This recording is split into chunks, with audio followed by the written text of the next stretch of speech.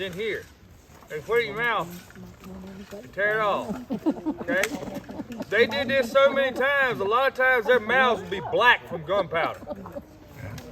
Yep. If you didn't have front teeth, you'd be in the artillery or wagon master. Put that, dump the powder and leave that paper in there.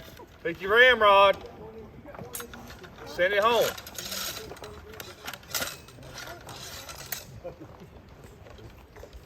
But then to make it fire, you've got a little primer. Just like on a regular musket or black powder rifle. Go right here across your nipple below your hammer.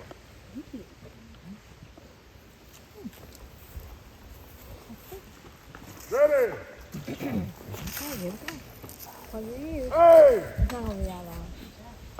There we go.